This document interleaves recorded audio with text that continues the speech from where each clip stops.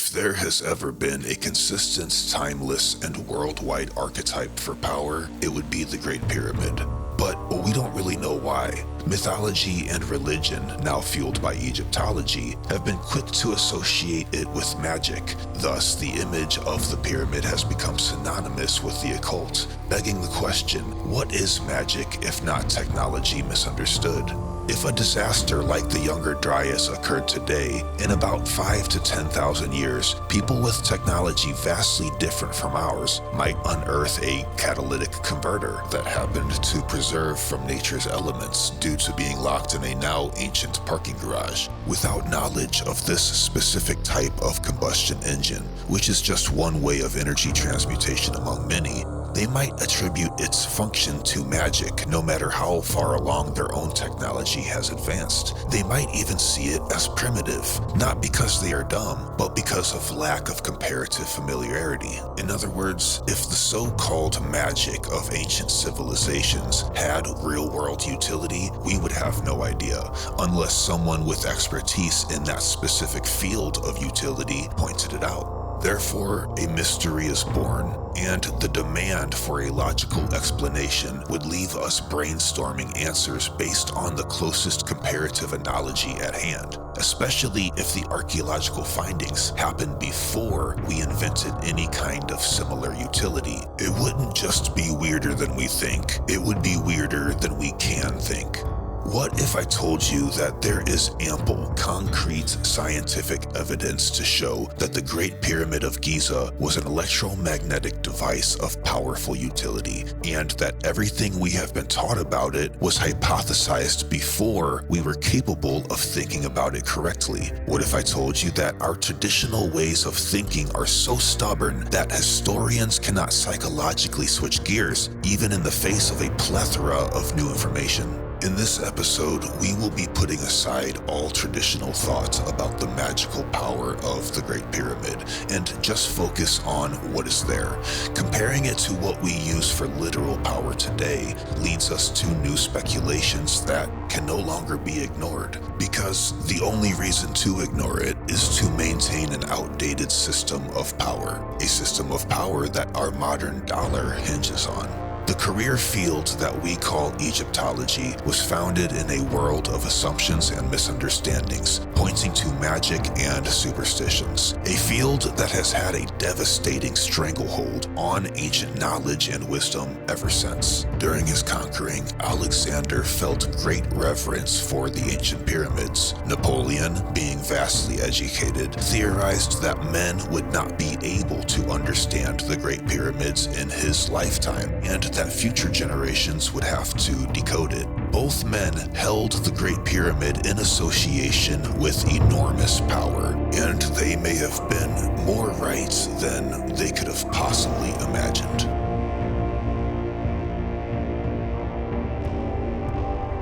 When people first started theorizing about the purpose of the Great Pyramids at Giza, society had not yet invented machining, so it should go without saying that Egyptology became a career well before the idea of powered technology was in anyone's head. Basically, when we first beheld the immensity of achievements that happened in pre-dynastic Egypt, there was none of this modern tech to possibly compare it to.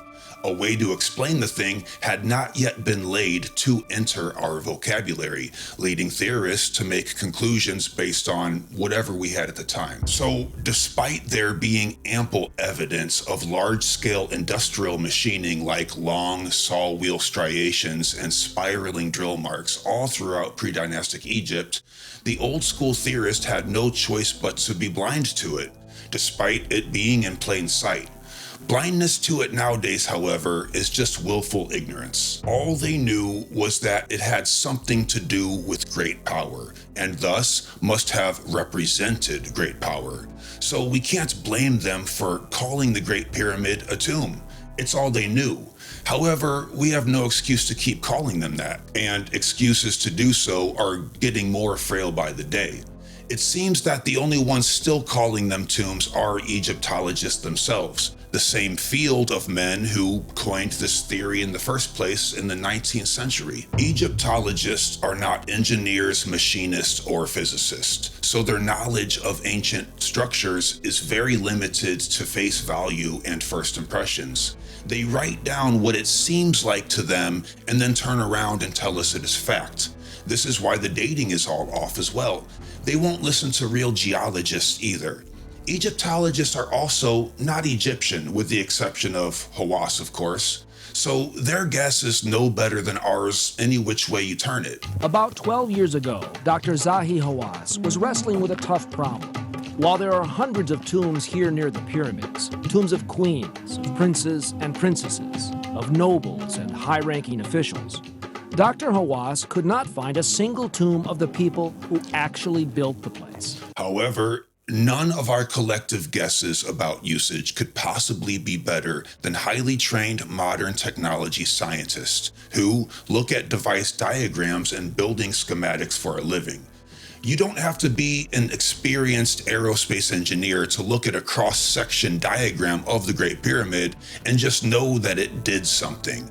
We do, however, need a person with that experience and expertise to tell us exactly what that function being performed was. Many engineers have looked at this bad boy and insisted that it was a device of utility, but none have been able to quite break it down like Christopher Dunn, a man who, after years of studying the various components of the Great Pyramid with and against a long background in machine technology, has written out exactly what the pyramid did and specifically how it worked. A man who has made predictions about the Great Pyramid based on a power plant model that were later validated by archaeological finds. Predictions that could have not been made by anyone outside of an expert who knows how energy technology works, and findings that would not make any sense unless the Great Pyramid was just that. Christopher Dunn is a no-nonsense mechanical engineer, miles from anything considered occult,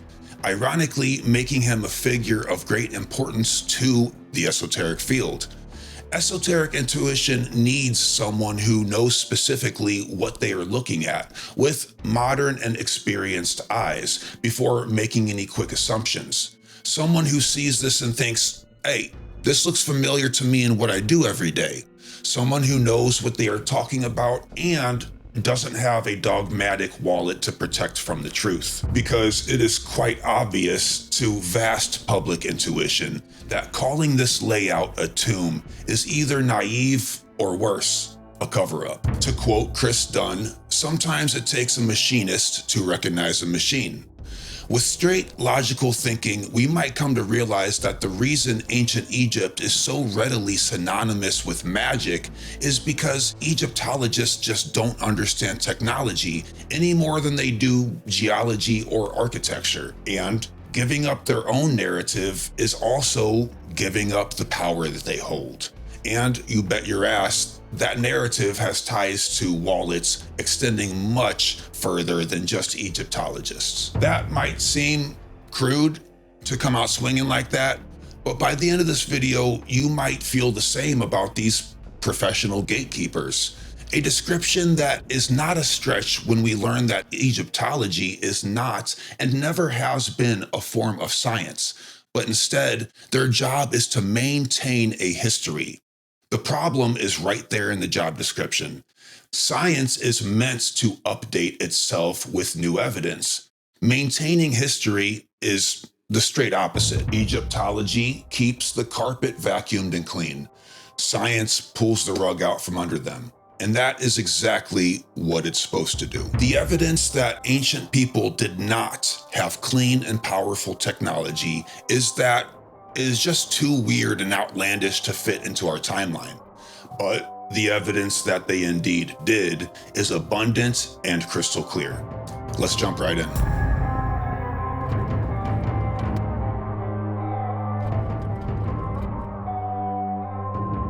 Before a thorough rundown of the entire process of what the Great Pyramid did, we first need to look at the components and composition of the building materials and compare them to what we use to create power today. In their prime, the pyramids were encased in white limestone that was polished with a mirror-smooth, glossy finish, each of which was very slightly concave.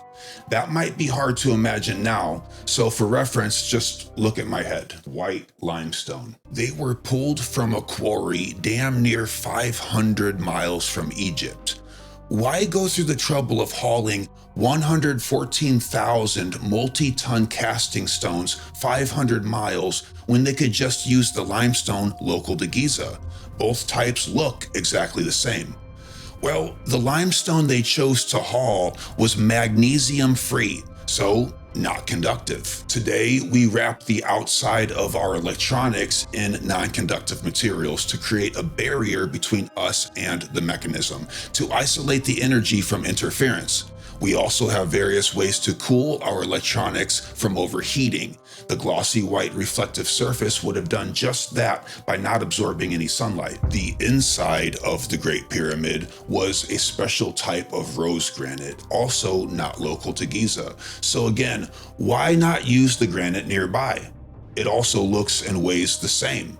Well, the rose granite they chose to also haul hundreds of miles contains quartz crystals throughout every inch. Today, we use quartz in our devices to ignite an electrical charge. When quartz is compressed or takes on friction from an adjacent crystal, we get piezoelectricity. Side note, how were these ancient builders able to tell the difference, or so much as locate the stone that they needed? I mean, yeah, quarrying and transporting 15-ton blocks through mountains and rivers seems impossible enough, but how the F were they able to find it and know where to dig? You can be skeptical of what they used it for all day, but what is known for damn sure is that they found it and built with it. The Great Pyramid was built over a natural aquifer, flowing underground water. Today, we use the force of flowing water to create flowing energy. An abundance of water is needed for cooling engines. Like that engine right there. Need to soundproof this bitch. An abundance of water is needed for cooling engines as well. And of course, when heated is how we get pressure from steam. The Queen's Chamber contains leftover traces of what would have been an abundant amount of hydrogen. Today, we use hydrogen in batteries, especially backup for off-grid electricity in houses and businesses. If the power goes out, the hydrogen kicks in and provides clean energy. It is abundant and consistently renewable. It can also replace gas as a source of heat.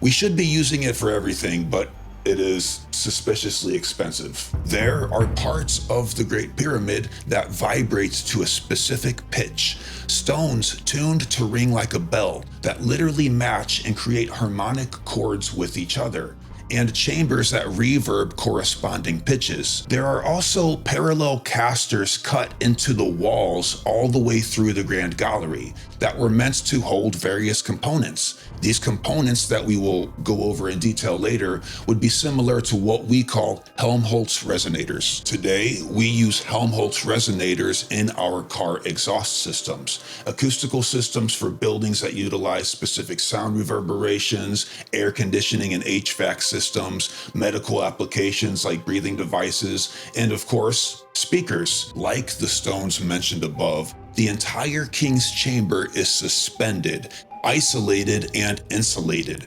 freestanding as if meant to vibrate freely without affecting the external components. Today, we suspend motors within engine systems to keep the vibrations of external forces from affecting the motor and vice versa. Speaking of the king's chamber, the so-called coffer gives off an ominous sound when it is struck. Side fact, the granite tub was cut to dimensions exactly reflecting phi ratio, known as the golden section, which had not yet been discovered by mankind and is still not discovered by Sean. There are various slots, notches, and grooves cut into the inner shafts that no Egyptologist has ever found good reason for. Today, we use moving mechanisms to expedite and transfer all of the above energy mediums from point A to B. Obviously, looters and what Egyptologists call grave robbers have cleared out many of the mechanisms that would have fit into these slots and notches. Luckily, based on what relics are left over and displayed in museums behind glass, Dunn and many other engineers are able to extrapolate and even predict what types of mechanisms were fitted into these grooves. The same goes for shafts that dead end and doors that lead to nothing. Anomalies that make no sense for a tomb or any magical ceremonial purpose, but do meet the layout requirements of an industrial power plant. The missing capstone on the Great Pyramid was said to be made of gold. There are traces of gold throughout Giza, which ancient Egypt is kind of known for. And today, of course, gold is basically the perfect conduit for electricity because it is both conductive and malleable. Side note, where is the capstone today? I mean, it was a giant pyramid in itself, right? A monolithic hat of solid gold weighing Lord knows how many tons. Somebody's got that thing. They're probably looking at it right now. That's got to be one hell of an accent piece. There are shafts with measurable dimensions that match precisely the atomic resonant bandwidth of hydrogen. Today, we have microwave amplification stimulated emission radiation, or MASER for short. Thank you. A quick understanding of a maser would be like how we focus radiant light into a laser. And the words rhyming is no coincidence. Instead of being light focused, it is microwave energy. The shape of the Great Pyramid is meant to compress and focus energy. If energy is collected from high volumes of mass, say a large surface area of 13 square acres, and compressed into a smaller volume of space, it becomes heat, focused into potential energy. This was the premise of Nikola Tesla's Wardenclyffe Tower. An overall look at the design and layout of these shafts and chambers is starkly indicative of practical function. This list could go on, but those are the major ones to keep in mind as we move forward to how they applied these materials to create power. That being said, how did it work? Making your own homemade magnet is surprisingly simple. Clamp an iron bar in alignment with Earth's magnetic field and strike it with a hammer repeatedly. The atoms in the bar will vibrate, making them susceptible to influence from Earth. The reason this works is because the Earth itself is one giant magnet. Like your friend with no kids, Earth is always vibing. From the molten flow and flux beneath to influence from the moon's gravitation. The moon doesn't just move water, but also fluctuates entire continents up to 12 inches in and out. As long as the moon orbits, this motion is perpetual. While the Earth grinds, twists, and shouts, the naturally occurring elements laying dormant within it will activate. We are only now finding out that this friction might be what causes the plasmatic discharge called ball lightning. Quartz and other piezoelectrical minerals collide and emit electricity from within the Earth. If this catches ionized gas, it ignites, forming an orb of light. And for some reason, studies have shown them to be conscious. I don't have time to address this right now. Peep this video later. We got pyramids to attend to. While these orbs continue to gain traction in our modern scientific study today, it is entirely possible that ancient people witnessed this happening. Being more in touch with the Earth than we are today, they might have also found ways to hold communion with it. But again, different episode.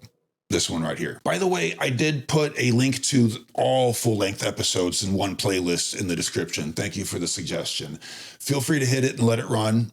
Enjoy a nice chip and dip.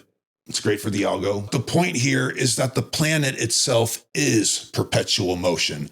The task becomes ways to tap into it. So we need to understand what is a coupled oscillator. If a device is in tune as a smaller, thus higher octave of this vibe, it will ring in unison with it, and vice versa, just like this bell.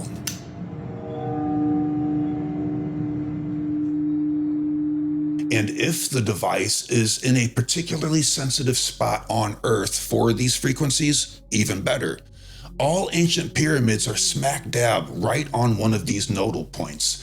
Giza is no exception. What is more exceptional is how they achieved the higher octave of Earth's song. The mathematical dimensions of the Great Pyramid geometrically capture the size and weight of Earth. One rotation of the Earth on its axis, the meridian lining up with the center of the sun. We've divided that into seconds. 24 hours times 60 means there's 86,400 seconds. The moment of vernal equinox, the period of time of darkness and of light, are exactly equal, 43,200. That number is the scaling ratio of the pyramid. You can take the height of the Great Pyramid, multiply by 43,200, and you get the polar radius of the Earth. You can measure the base perimeter of the Great Pyramid, multiply it by the same number, you get the equatorial circumference of the Earth. As Graham said, the height of it is literally within a few hundred feet of being the polar radius of the Earth. And in fact, the range of error is within the range of error of our most accurate modern satellite surveys. Mention this to archaeologists, they say, it's just a coincidence. We have no idea how they measured it, but that they did so is pretty much in the bag. This has caused many researchers to conclude that the Great Pyramid was a message to future generations who would one day be advanced enough to decode its geometry. Makes sense to me. But Christopher is done with that hypothesis and asserts a new idea from an engineer's point of view. By incorporating the same basic measurements in the Great Pyramid that were found on the planet, the efficiency of the pyramid was improved, and in effect, it could be a harmonic integer of the planet. The measurements of an object are not the object itself, but a means to create the object, or a means to an end. Science has shown us that it is possible for an object to draw mechanical energy from another vibrating object if both their vibrating frequencies are in harmony. But to draw mechanical energy out of the Earth would be a huge task. We must refresh our minds regarding resonance and harmonics. These are the natural phenomena that we would need to work with. Elements will absorb energy from a source more efficiently if they are of the same frequency. Multiples of the fundamental forcing frequency are known as harmonic frequencies, and they will also efficiently absorb this energy and vibrate at their natural resonance. A coupled oscillator is an object that is in harmonic resonance with another, usually larger vibrating object, like the ones your mom orders from Temu. When set into motion, the coupled oscillator will draw energy from the source and vibrate in sympathy as long as the source continues to vibrate. Because energy will inherently follow the path of least resistance, it follows that any device offering less resistance to this energy than the surrounding medium through which it passes would have a greater amount of energy channeled through it. The Great Pyramid is a mathematical integer of the Earth. I wish I had been with acoustic engineer Tom Danley when he conducted his acoustical analysis within the King's Chamber. As of this writing, 98. Danley is remaining very quiet about his research in Egypt because he is currently under a non-disclosure agreement with the Score Foundation. Honoring an agreement with the Egyptian Department of Antiquities, they are keeping strict control over all information they gathered there. But there was another member of this party who is not keeping so quiet. Saeed says this: experiments conducted by Danley in the King's Chamber suggest that the pyramid was constructed with a sonic purpose. Don't you hate that? When the little dash and then the next line, and with worse is there's a dash and then it's the next page. Just put the whole word on the next page. Constructed with a sonic Purpose. Danley identifies 4 resident frequencies, or notes, that are enhanced by the structure of the pyramid and by the materials used in its construction. The notes: an F-sharp chord, which according to ancient Egyptian texts were the harmonic of our planet. These vibrations are caused by the wind blowing across the ends of the so-called shafts, in the same way as sounds are created when one blows across the top of a bottle. Included in the program is a meeting with Native American maker of sacred flutes from Oregon. His flutes, which are made to serenade Mother Earth, are tuned to the key of F sharp. Interesting that the native cultures pinpoint the song of Mother Earth to be in F sharp, considering the work of David Deamer, University of California, who mapped out the frequency of human DNA and found it to also be in F sharp.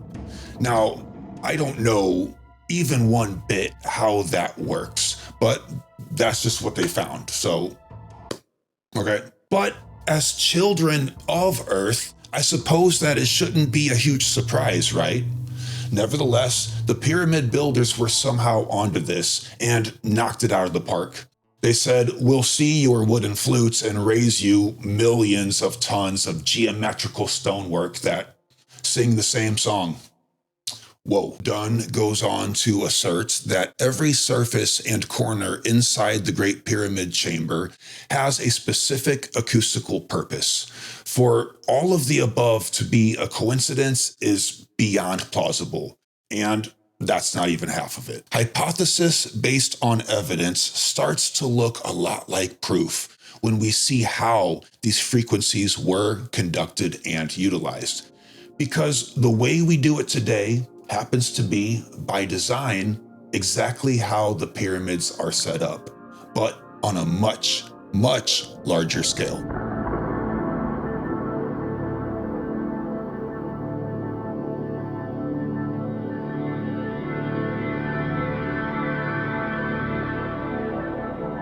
Much to the surprise of your favorite aunt, you know, the cool one, she's kind of a hippie, it isn't the sheer shape and geometric form of a pyramid that makes it have power. This power doesn't have to be seen as magic. As a harmonic integer of Earth, that is a higher fractal octave of her, the pyramid acts as a receiver of energy from within the Earth via its large base of 13 square acres. A kind of weird energy has been reported by countless amounts of people since all the way back to the time of Napoleon. Tests have shown this to possibly be the effects of infrasonic sound on the brain that resonate at approximately 6 hertz. This ambient energy does not become power on its own though. In order to create useful power, this energy has to be harnessed and focused. We would need the system to oscillate in coherent unison with its energy source, the Earth. The system would have to be primed, so to speak, with mechanisms that grab onto and transfer the energy at various stages. We do this on a much smaller scale today in various ways, all of which are too boring to report here. Enter Nikola Tesla and his earthquake machine. When a singer breaks a wine glass with her voice, it's not because her voice was loud, but because she matched the natural oscillation potential of the glass. Nikola Tesla was renowned for doing just this with entire buildings. In one instance, things got out of hand, in the name of science, of course. Nikola's comments about this were published by the New York World Telegram, really capturing the essence of Little Nicky's process, known today as "f around and find out." I was experimenting with vibrations. I had one of my machines going and I wanted to see if I could get it in tune with the vibration of the building. I put it up notch after notch. There was a peculiar cracking sound. I knew I was approaching the vibration of the steel building. I pushed the machine a little further. Suddenly, all the Suddenly, all the heavy machinery in the place was flying around. I grabbed a hammer and broke the machine. The building would have been about our ears in another few minutes. About our ears. Outside in the street, there was pandemonium. The police and ambulances arrived. I told my assistants to say nothing. We told the police it must have been an earthquake. That's all they ever knew about it.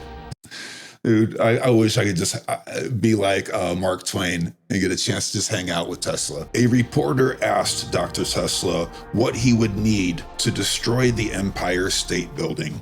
Tesla replied, 5 pounds of air pressure. If I attached the proper oscillating machine on a girder, that is all the force I would need, 5 pounds. Vibration will do anything. Fit the natural vibration of the building and the building would come crashing down. That's why soldiers break step when crossing a bridge. Dunn adds to this. By applying Tesla's technology in the Great Pyramid using alternating time pulses at the apex of the pyramid and in the subterranean chamber, a feature, by the way, that all Egyptian pyramids have, we may be able to set into motion 5,273,834 tons of stone. Once the vibration of the pyramid is coupled to the vibration of the earth, the transfer of energy from the earth to the pyramid could be sustained until the process is reversed. Damn. At this point, we need to know what a transducer does. It transforms one kind of energy into another.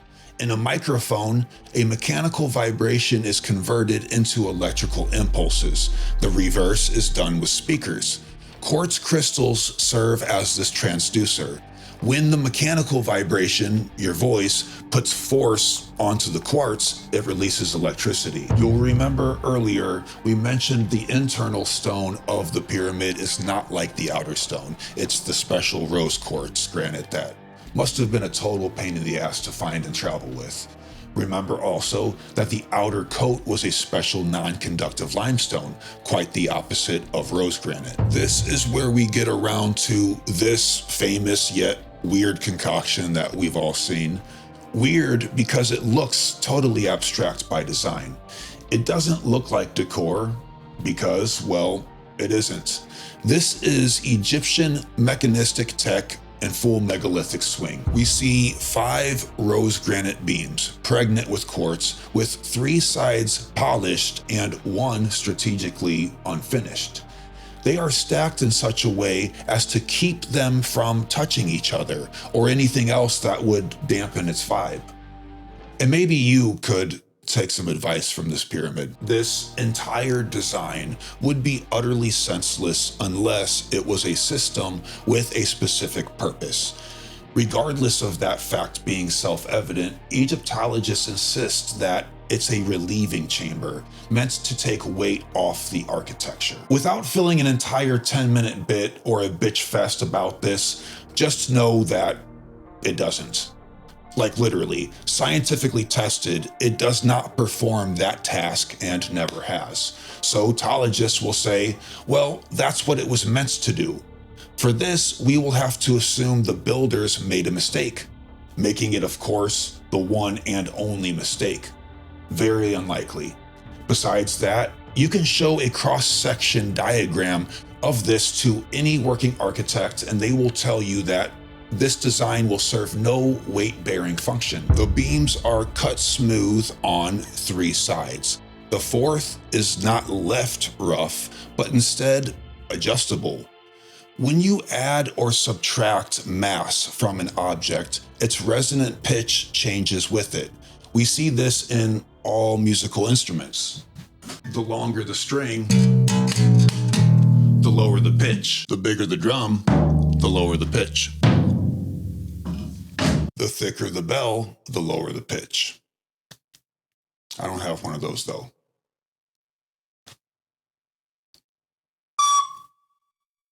You know what? The first person to comment the make and model of the guitar gets a free bumper sticker. You can test this yourself with glasses of water, or even easier, by tapping the side of your Dixon Ticonderoga HB Soft No. 2 pencil on the edge of your desk. You'll notice that the pitch gets higher or lower depending on how much mass of the Dixon Ticonderoga HB Soft No. 2 pencil is vibrating.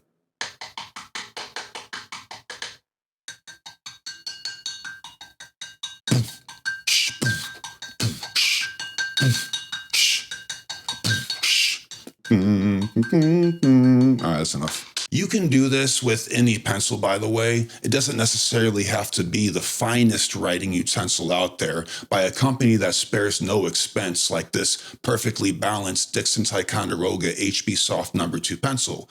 You can just get a cheapo from Dollar General. But I mean, have some fucking class, all right? You keep using these generic units and wonder why your girl left. It's because your sensor lead is off tracked and off kilter and won't sharpen evenly. Shit ain't even real lead. And the eraser is made out of like foam or something. It doesn't even use tractable rubber that should lift marks right off the page. Like this Dixon Ticonderoga. By gradually chipping away from the material from the rough side of the beam, they could be fine-tuned. This way they could be tested and altered repeatedly before being put to permanent use inside the pyramid, where they'd be much less accessible. To test them out first, they would have to be suspended in the air to replicate the spacers that would have been used between them inside the chamber.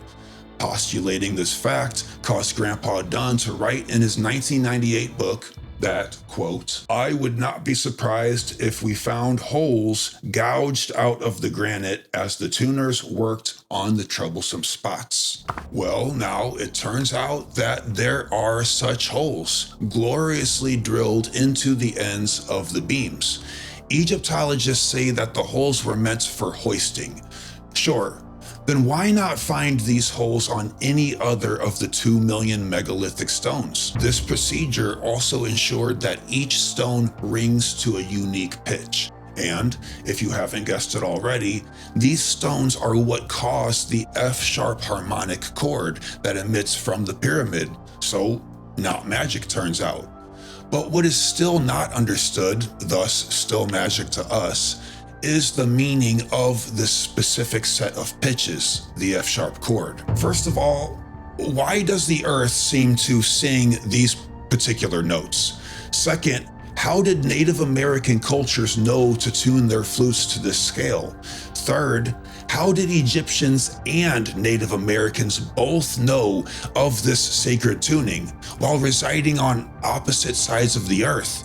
To tune a guitar, you use an electronic pitch detector or listen to the desired note from another instrument and meet it there. What did the pyramid builders tune to? What reference does the earth give off that would be detectable to human biology? Now, we do have a quartz crystal organ that creates piezoelectricity in the center of our heads. Perhaps this acts as a transducer as well. Peep these videos.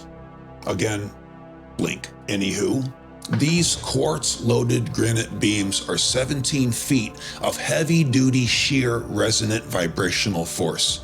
Above them are 2 thick insulating stones isolating them from the materials above. If you guessed that these 2 upper slabs are white limestone, thank you for paying attention.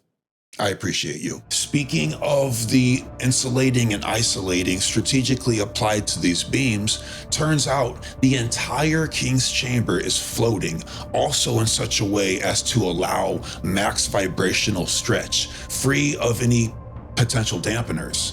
Basically, the king's chamber unbelievably does not sit on solid rock. Don't listen to me, take it from Dunn. Not only is the entire granite complex surrounded by massive limestone walls with a space between the granite and the limestone, the floor itself sits on what is characterized as corrugated rock. See figure 38. Boop. There are pockets beneath the floor that indicate that the support for the floor is corrugated like an egg carton, with the floor sitting on nodes. In addition, the walls of the chamber do not sit on the granite floor, but are supported from the outside and sunk 5 inches below floor level. The entire complex is freestanding from the limestone masonry, has minimal dampening of the floor, and is thus free to vibrate at peak efficiency. It is no wonder the entire chamber rings while tourists walk around inside. Damn. How would any of this apply to a tomb? As the Earth's vibration flowed through the Great Pyramid, the resonators converted the vibrational energy to airborne sound. The specific design and utility of the Grand Gallery was to transfer the energy flowing through a large area of the pyramid into the resonant king's chamber. This sound was then focused into the granite resonating cavity at sufficient amplitude to drive the granite ceiling beams to oscillation. These beams, in turn, compelled the beams above them to resonate in harmonic sympathy. Thus, with the input of sound and maximization of resonance, the entire granite complex, in effect, came to be vibrating a mass of energy. This is why many isolated aspects of the Perpetual phenomenon have been noted by visitors and researchers over the years as kind of that weird energy feeling from the 6 hertz. Strike the coffer inside the king's chamber and you will hear a deep bell-like sound of incredible eerie beauty. This refined technological system at the heart of the Great Pyramid is what operated this power plant. The transferring of energy from one beam to the next would affect the entire series. And when we look down the line, we see that there are 43 of these giant beams in a chain. The input and output of each beam depended on its mass, thus resonant pitch. Mechanical vibration is the input. Think of your voice into the mic. If the right pitch is applied, pitches that match the natural resonance of the beam's mass, this transfer of energy would be maximized to an efficiency of very little loss of input gain. Shout out to my guitar pedal board enthusiasts out there.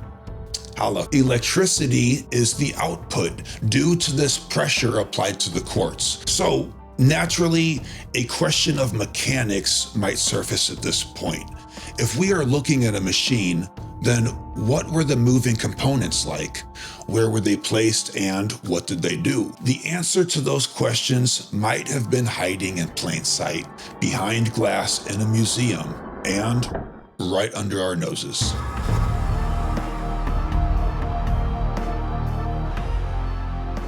Allow me to introduce to you the Schist disk. This thing is a real mystery. Even Egyptologists admit it is as old as the pyramids themselves, and they have no idea about its application besides something decorative. To be frank, it looks so much like machinery that it's hard to imagine this thing as decor, with proper measurements taken from electrical light scans or something like that.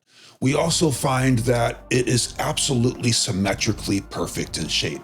In fact, there are many artifacts attributed to pre-dynastic Egypt that share this same damn near impossible perfection. You guys probably know Ben, who does a really good job of covering all of that. And look at this thing.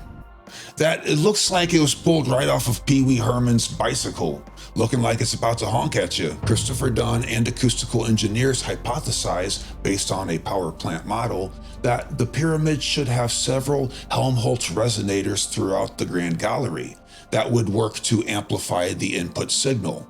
Well, turns out there are 27 pairs of slots running down that bitch that would have housed these very assemblies into place. Engineers also agree that this function would require a shaft that reduces in size to compress or pinch the energy towards the end of its path.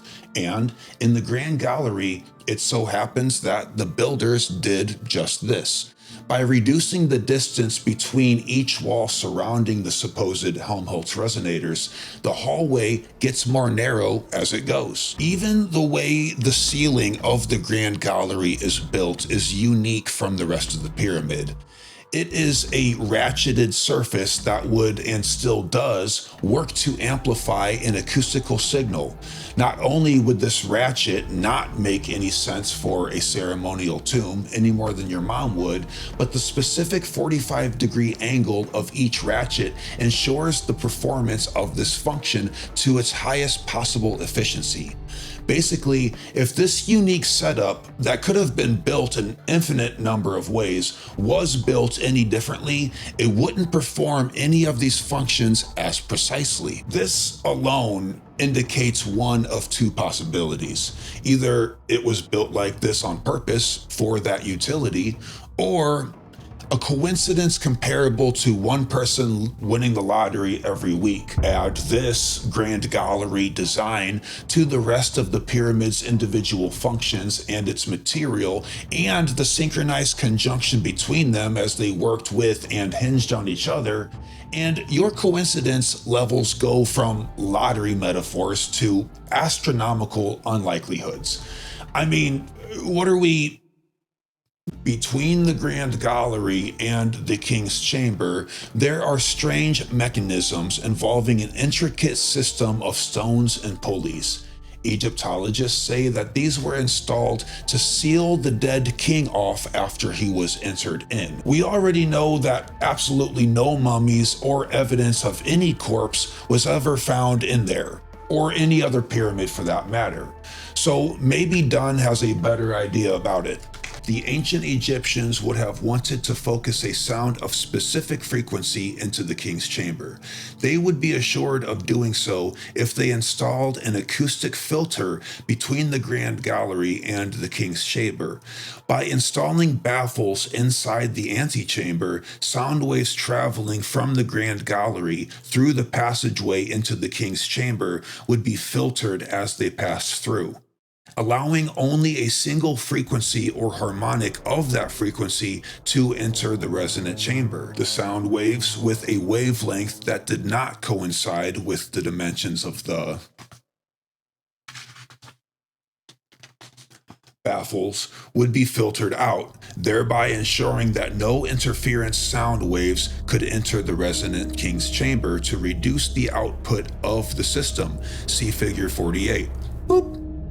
To explain the half-round grooves on the west side of the antechamber and the flat surface on the east, we would speculate that they received a final tuning or tweaking. This may have been accomplished by using cams. By rotating the cams, the off-centered shaft would raise or lower the baffles until the throughput of the sound was maximized. Another strange set of artifacts that have been ignored as devices are a copper grapnel hook and a piece of light cedar wood. To make this make sense, we might take a look at how a fuel level sender works in our gas tanks. We'll come back to that. But what kind of fuel was being used in the Great Pyramid? To answer that, we can ask ourselves, what fuel do we use for clean power today? And with hydrogen, we move from simple machines to physics, because the Great Pyramid didn't just stop at acoustical energy. It was a microwave amplifier.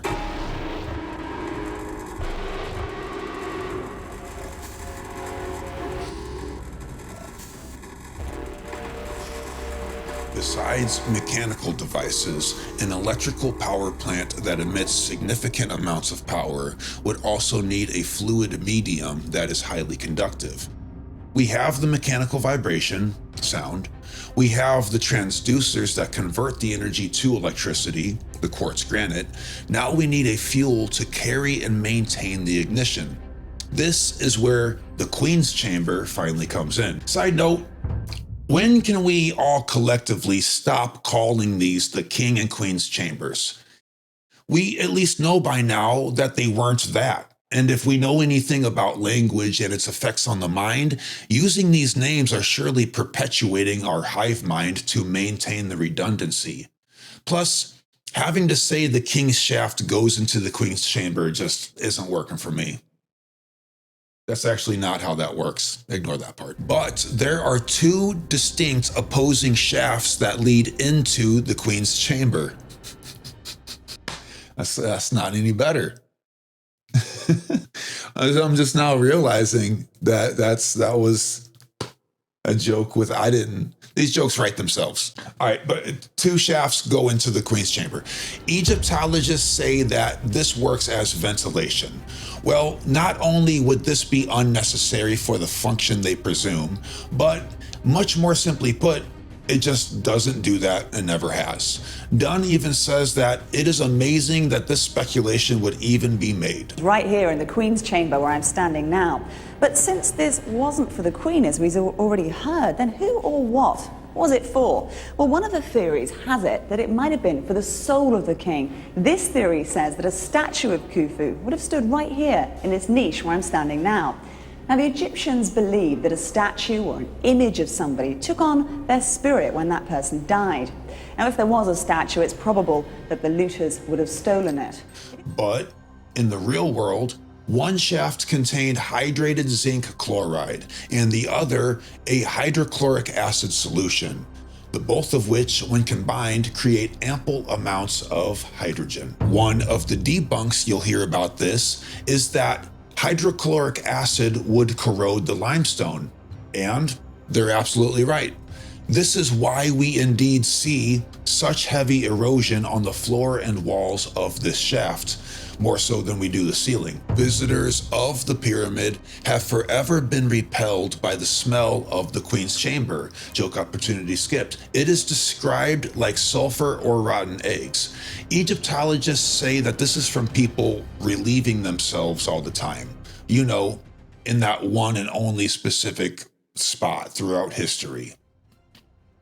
Yeah. Skipping along to reality, there is salt. Inches of salt stuck to the walls, salt that can be tested. It was no surprise to Dunn that an examination of the salt residue caked up on the walls of the chamber was indicative of only one thing: hydrogen. This salt wouldn't make sense unless the queen's chamber was a kitchen. The unsubscribe button is in the upper left. The above listed mixture would make hydrogen under the ambient condition of 80 degrees Fahrenheit. Dunn contacted professional chemists like Joe Drzewiecki, the world's most Polish Jew, and agreed that the core-belled niche within the queen's chamber would have functioned as a cooling and evaporating tower. This brings us right back to one of our prior mysterious artifacts, the grapnel hook and the block of cedar. In 1993, Rudolf Gattenbrink sent his robotic camera up the southern shaft where it found the famous hidden door within the Great Pyramid. What was not publicized, however, is that the room that the door led to was only 9 by 9 inches square. Doesn't make for sensational headlines. What also got left out were the 2 copper fittings at the end. This doesn't make for a big story either, unless we know why the shaft would dead end into copper like this. Egyptologists say that these copper fittings are meant to keep the granite block from sliding up, preventing robbers from entering the shaft. Well, the area is enclosed in solid stone. Why would they need to secure just one stone deep within an area that is completely inaccessible? It should be noted that the copper fittings, again, like the other anomalies, just wouldn't do that. And this explanation came after their first explanation that it was a means to lift the stone. This explanation had to be thrown out for multiple obvious reasons, one of which is that the copper prongs are recessed into the granite to be parallel with the surface. But this is a solid clue as to its function. Not only are they recessed, but each one is insulated with a thin layer of limestone. To Dunn, these copper fittings look like electrodes. electrodes that matched the dimensions of that grapnel hook attached to the cedar wooden block. The system, turns out, was brilliantly simple.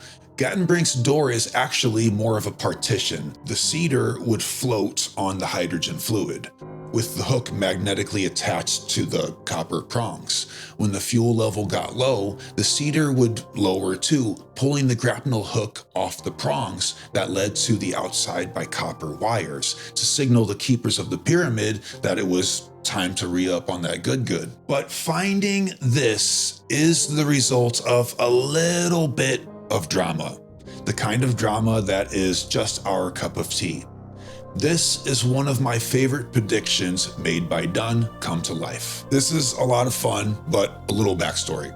In his 1998 book, Pyramid Power Plant, he made these predictions based on what he knew about energy production machines, and he nailed it. So in his 2024 book, Giza, the Tesla Connection, he breaks down how the discovery was made and the footage where his prediction was painfully confirmed right in front of our favorite Egyptologist, Zahi Hawass himself. The biggest mystery of all, a secret shaft unexplored. Tonight, a custom-built robot searches for the answer and solves the mystery of the secret shaft. Will it lead to a chamber?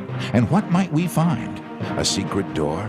Maybe even clues to the treasures of a pharaoh whose body has never been found. When Gattenbrink sent his robot trekking off into the unknown, Egyptologists did not know that what the robot would discover would challenge their theory. They had to provide an answer for the discovery, and one that would make sense, as it was established that deceased kings were not buried with their queens. They modified their theory and now claim that the queen's chamber was a dummy chamber and that the shafts were symbolic features through which the king's soul exited the pyramid by magical means into the sky. You just can't make this shit up. But Egyptologists do. On the fly, apparently. Can you tell me what were the shafts for? The south shaft functioned. It's a symbolic corridor for the soul of the king as the sun god Ra. Then symbolically in the mind of the Egyptian, that the soul of the king will go through that shaft. So why did the king need special shafts? Why couldn't his soul simply go down the grand gallery and out the regular exit? Egyptologist Rainer Stadelmann thinks the king refused to. King says, my distaste is to descend into the earth. I, the king, ascend directly to the sky. But if the king's spirit went directly from his burial chamber to the sky, why then go to all the trouble of building shafts for the queen's chamber, where the king was never even buried? The answer may be linked to magic.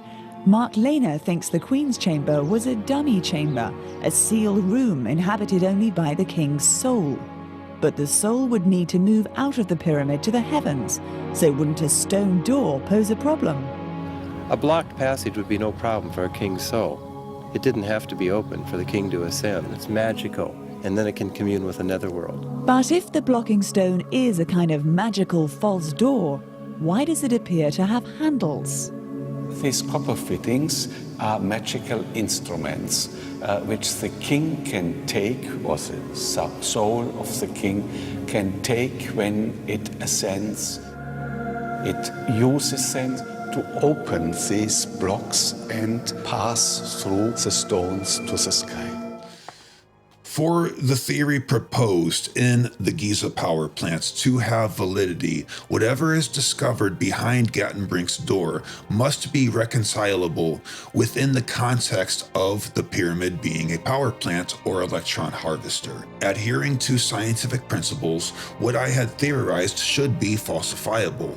In other words, it should be available and subject to scrutiny, testing, and verification to determine without doubt whether it was was either true or false. If the chamber was full of funerary trappings and a mummy is discovered beyond this barrier, then what I have proposed in my book is severely weakened. On September 16, 2002, hundreds of millions of people around the world tuned in to watch opening of the secret chamber live on Fox. It had been 9 years since Rudolf Gattenbrink made his famous discovery of the limestone barrier at the end of the Queen's Chamber South Shaft. But now, a new robot, aptly named Pyramid Rover, was in town.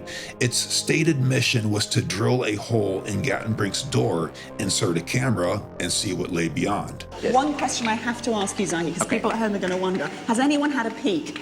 No. But I have some ideas. We'll talk about it tonight. It might be possible that there is, let's say, a papyrus roll or something behind these stones. There's no place for much more. There's no place for much more. The mystery of the secret shaft remains as tantalizing as ever. Right? In 1993, the handle was on the blocking stone. 2002, it was broken off. Now, what does that mean? That means the Egyptian authorities, the government, whoever, somebody went back in there and broke the handle off, right? And then they go back in 2011 and it was gone. 1872, they discovered it. Now, keep in mind, inside the chamber, it was covered up. When you walked in there in 1872, early 1900s, you could not see anything. They had completely hidden it from public view when they built the pyramids. They found, this copper hook, this, stone and a piece of wood that, again, disappeared, was later rediscovered at a university, along with those weird hieroglyphs. So you see the whole... At the time the Giza Power Plant was published, I had no idea when more information would be revealed. But anticipating that further explorations would be made someday, I included in the book a prediction of what might be found when the day came.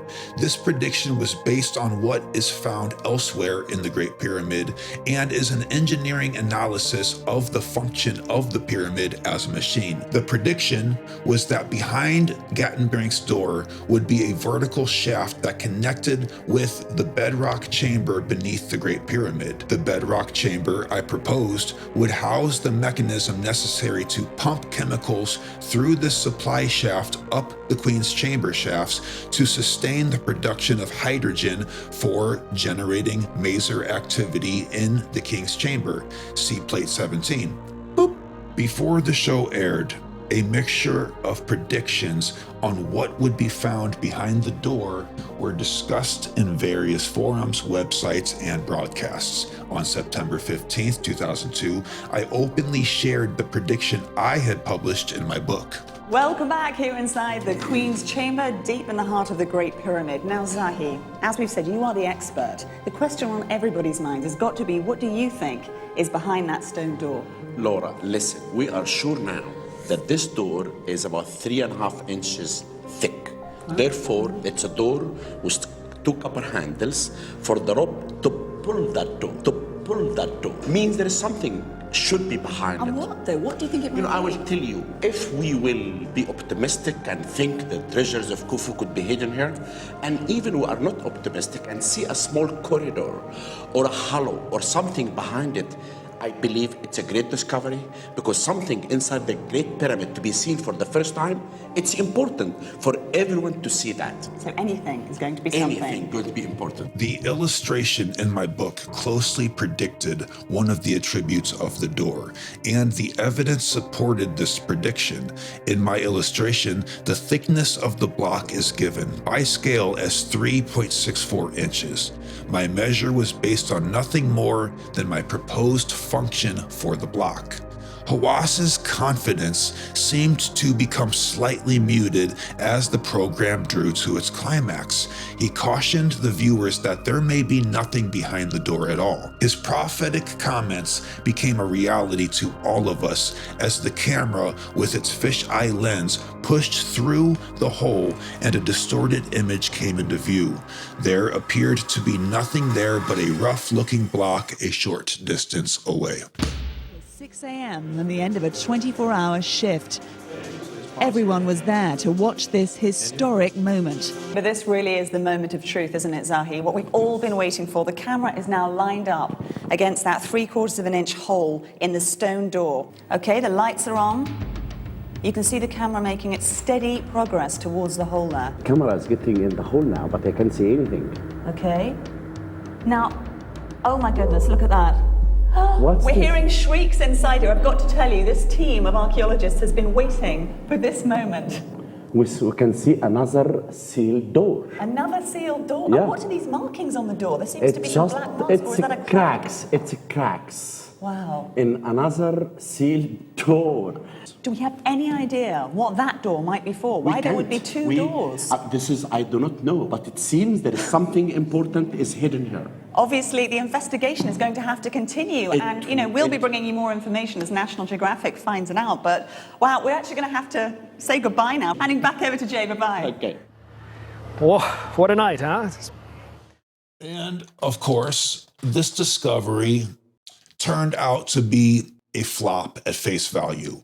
But for those who theorized a functional utility behind the Great Pyramid, this was a powerful breakthrough of ample validation and another major blow to the mainstream narrative. Okay, so there is a lot more detail involved in the specifics of this theory that just don't make for good entertainment in a YouTube video. This could have been a 5-hour episode.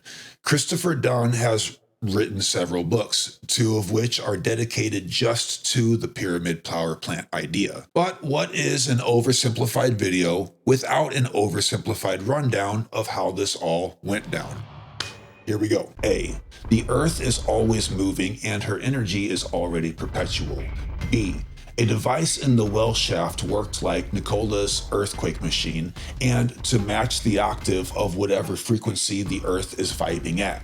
C, the vibrations would put force on the quartz that would transduce that friction into electrical charge. D, the charge was fueled and carried by free and clean hydrogen. E, the energy would be tuned by a series of resonators in the Grand Gallery and sharpened into a laser-focused pulse with some real stank on it. F, the sharpened and tuned pulse would pierce into the king's chamber and undergo high amounts of amplitude power into a structured atomic format, a microwave. And G, the microwave, now macrowave power, would explode out of the king's chamber with new powerful ambition.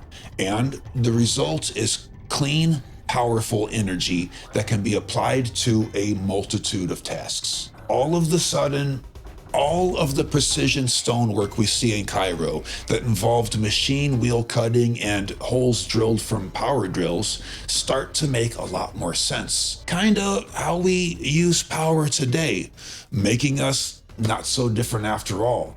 The only difference is their lack of monopoly over the resources needed to power an entire civilization. Perhaps our state-of-the-art society should take note.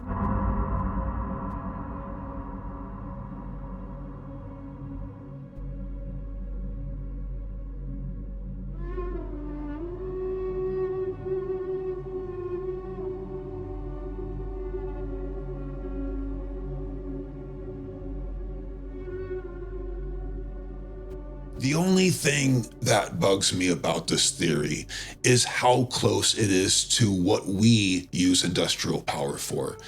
Just like calling UFOs vehicles from another world, we might be painting something unfamiliar to us with our own logic that is born from a modern society. We know damn near certainly now that the Great Pyramids were originally built and utilized long before any pharaoh stepped foot into them. Despite this, Egyptologists say that the pharaohs exited their souls through the shaft, aimed to the stars, and they attributed this, of course, to ancient magic.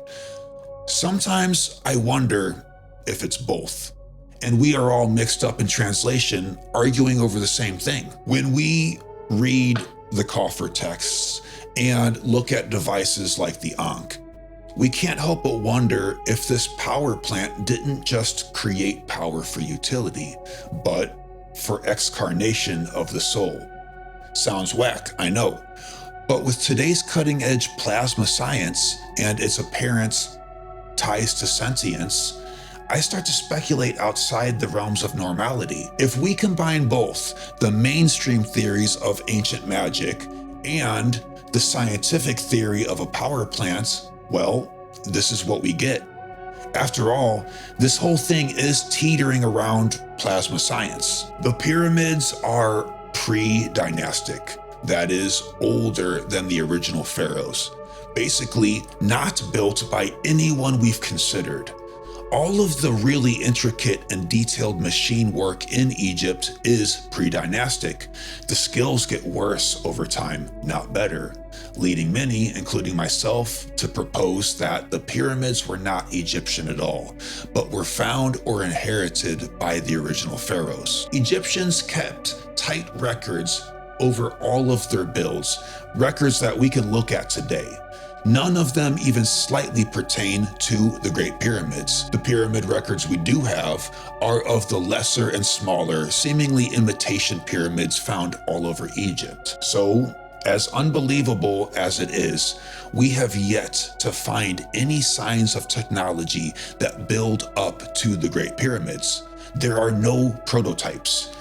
They seem to have just come out of nowhere, and that is the most frightening part about it. They were built by a people who just already had this way of tech all planned out. Who on earth is capable like that? Mythology, over time, often attributes the building of many various pyramids around the world to giants. Simultaneously, we have Bible scripture and other religious texts that state human technology like metallurgy, craftsmanship, and other sciences were a gift from the Nephilim. Nephilim, who surely wanted to phone home after being cast down into our physical realm. So perhaps the silliest conspiracy we have concerning the builders of the Great Pyramids were at least partially right. But that's for another episode.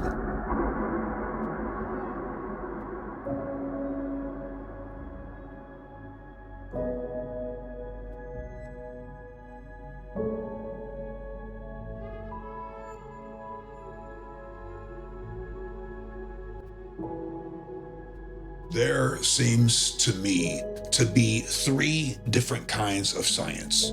One is business science, where the results are bought and paid for. Unfortunate. But two, dogmatic science, where they already know the results and just want to confirm. This kind is just as dangerous as the first because, like Robert Sheldrake has exposed, they will fudge the control in order to get a result that better fits what they expect. Also unfortunate. But then three, real science, where we follow the results wherever they may lead without getting in the way. Guess which type is most rare? With all of the above in mind, we should ask ourselves, why are theories like this one considered fringe when the mainstream explanation has already been ruled out? Wouldn't the loss of prior theories make room for new ideas? Now that the tomb concept is out the window, we have a gap to fill. Yet, unbearably so, any new ideas, no matter how backed up by logic and science, are considered unacceptable. Calling a new theory fringe is okay, I guess. But why are we not allowed to be fringe in the first place? Especially after logical engineering knowledge has shown there to be more utility than dogmatic belief involved in the purpose of the Great Pyramids. We have seen a few times today that Egyptologists will quickly resort to illogical answers in the face of real questions, without hesitation. Why? Is it not still a mystery? Why is it closed down just like that? Why shut the book on one of the world's greatest ongoing mysteries if it is indeed a real mystery? I am sure that you have heard recently that a team using new technology claimed to have found 8 extremely large-scale cylindrical shafts under the middle pyramid, Khafre, that lead down to dual, mega-sized antechambers. I don't know if there is anything real to this, or if it is sensational hype due to the pyramids being such a timeless mystery. And I don't think anyone knows yet, not even the team who led this supposed finding. But what I do find interesting is the reaction of leading Egyptologist Zahi Hawass. Without knowing anything about the admittedly fuzzy results, he went into full fight or flight attack mode, name calling and everything. It's the kind of reaction we see used as a last resort tactic from a person losing out hard in a debate. Yet, this wasn't a debate.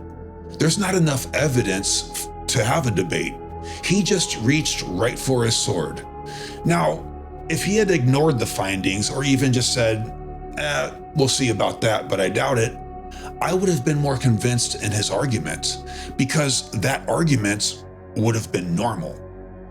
But his visceral reaction causes me to think that even if the new findings are whack, that he is on the defense of something somehow much greater, that he nor any other Egyptologist want anyone even to inch closer to. Because whether or not this new finding or the power plant hypothesis is a certainty or not, the Great Pyramids are hiding something huge, something powerful. It took extreme power of some or another kind to create the Great Pyramids in the first place. That power might not be hidden like we think. We might be hiding it from ourselves. Egyptologists often speak of looters and grave robbers, knowing damn well that a lot of the stolen components originally left inside the Great Pyramids are tucked away behind closed doors by their own institutions. When we see Egyptologists act frantic to conceal basic facts, it seems a lot to me like they are working for someone higher, someone they fear. Whether it was a literal power plant or not, the symbol of the Great Pyramid has always been synonymous with power. It was back in the day of Alexander the Great, and certainly is today. So much so that they stole its pictogram to brag of their own power to us in plain sight, right in our faces and in our wallets, by stamping it right on the back of the dollar bill. The dollar bill that we are born slaves to. The word Cairo itself translates to a kind of waiting for an opportune time to commence war. What better place to put Cairo's mascot than on the very banknote used to turn our society into such a control system, through a silent war on paper, written in tactical litigation rather than blood and sword, to enslave the new world. The best way to enslave a new world that is just now blinking its eyes open after a long period of confusion is to hide the history of its power. The ancient builders of the Great Pyramid might not have used slaves, as the new evidence shows that everyone involved would have had to have been educated about the end goal, something that can't be done with a mass of enslaved people. There is no graffiti, papyri journaling, crude stone glyphs, or any telltale signs that would result from multitudes of slave work being performed. This project was done quickly and accurately in the first initial attempt by a people who had the utmost, deepest knowledge of how the laws of nature work. People who were wise to the great mysteries of the universe. And any group of people with that kind of knowledge is going to wield enormous power, as we have certainly seen, fringe or not. So if there is any remnant resembling slavery to this so-called pyramid power, it's us today. And we carry that branding proudly in our back pocket while it stares back at us, watching our every move, every transaction, while burdened to survive in the looting system that it has cast us all into. This is surely not what the originators of the Great Pyramid intended. But that power has been usurped nonetheless. The slaves are us, and the looters are digging our graves as we speak, as we spend, And once we are finally dead, they will rob our graves using the same systemized power, using the same system of control that, unfortunately, is the sole determinant over our quality of life while here on Earth. And if we could ask her, I don't think she would agree to this either. But we don't have to ask Mother Gaia what she thinks or what our purpose birthed here should be. She has already spoken the purest and cleanest truth recognizable to man. Her answer is sang in the key of F sharp to anyone sensitive enough, or should I say sensible enough, to listen to her song of perpetual grace. Because real power is not a sudden blunt force. Real power is subtle and quiet. Real power is not a grandiose spectacle or a vulgar display, but instead kept hidden as a secret and only sang to those who have matured enough their character to bear the serpent with its fruit. Our cousin Nikola has shown us this power surrounds us completely. We are bathing in sheer potential, bursting from every square inch of reality. Power that can be tapped into by anyone with the skills, used for good by the wise, and used for control by those naive enough to think they are in charge of it. No matter what kind of power the Great Pyramid wields, the only thing we know for sure is that power is used, because that power was stolen. And the painfully obvious reason that the secrets of the Great Pyramid are kept so tightly locked behind closed doors is because if we find that door's key, the next step is to take that power back.